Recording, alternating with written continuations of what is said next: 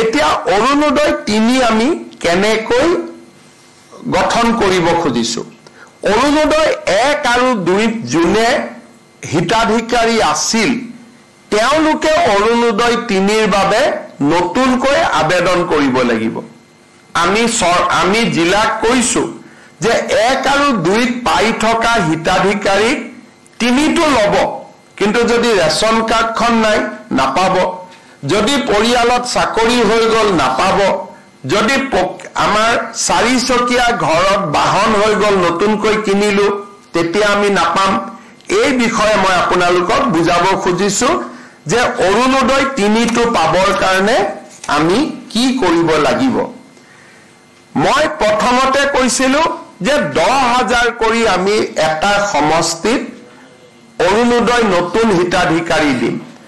আৰু পুৰণা হিতাধিকাৰী খিনিও সংখ্যাটো থাকি যাব তাৰ মানে এতিয়া আমাৰ গোটেইখিনি যদি আমি হিসাব কৰো পুৰণা আৰু নতুন টোটেল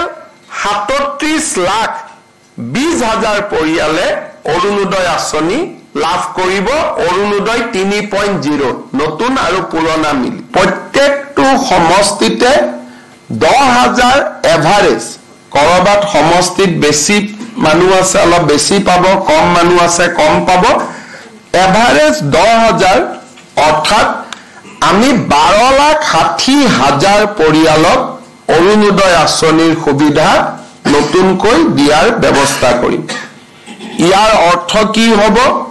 যে কম আৰু বেছি পৰিমাণে প্ৰত্যেকটো সমষ্টিতে আৰু 10,000 হিতাধিকাৰীয়ে অৰুণোদয় আঁচনি পোৱা আৰম্ভ হ'ব অৰুণোদয় 1 আৰু অৰুণোদয় 2 আমি যিসকল হিতাধিকাৰীক দিছিলো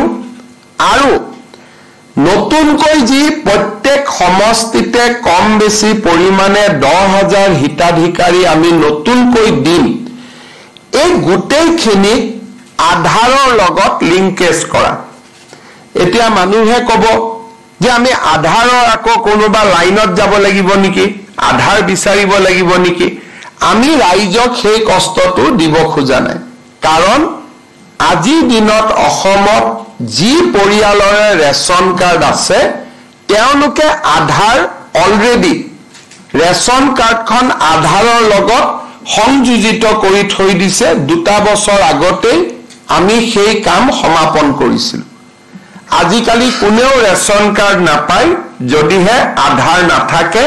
আধাৰৰ লগত লিংকেজ হয় আৰু ই পজ বুলি মেচিনটোত চিনমোহৰ মাৰিলেহে ৰেশন কাৰ্ড পাব পাৰে আৰু সেই কাৰণে আমি এইবাৰ অৰুণোদয় 3 আঁচনিটো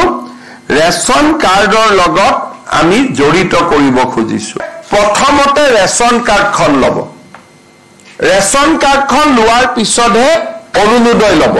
কাৰণ অৰুণোদয় ল'বৰ কাৰণে ৰেশন কাৰ্ড লাগিবই